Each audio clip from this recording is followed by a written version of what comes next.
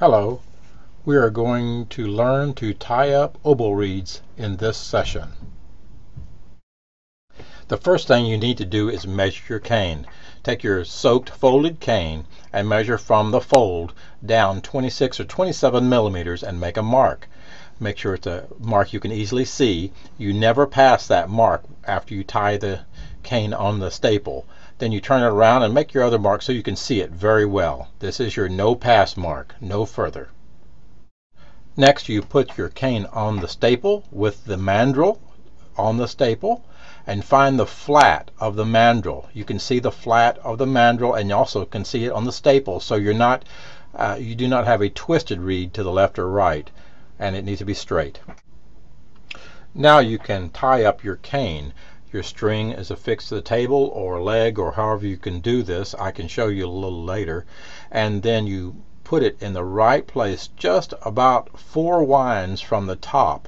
4 winds from the top, and you center it, trying to make both sides equally open or equally closed, and also very straight on the mandrel and straight using the flat of the mandrel. See how my mandrel has a flat side. You wind towards the tip to where it just closes, but you are not over the mark that you made previously. It must be equal, it must be straight. You want a pretty looking reed, also a reed that looks good, it's going to play well. Then you cross over your string and wind carefully to the bottom, and you can see it's a slow. You don't have to do it fast, do it slow. You're not a professional yet, so you need to go slow. Make sure there's no gaps between your string and that you have an even wind. You can back up a little bit, even wind all the way to the bottom just before you tie your final knot, and I'll show you how to do that. I'm looking to make sure the wind is good, that it is equal, and that also air won't leak out of it.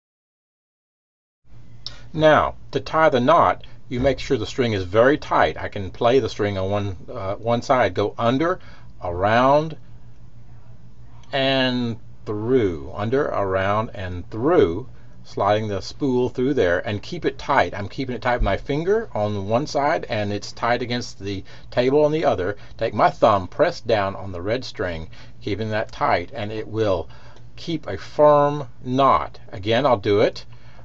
Under, keeping it tight, under, around, and through.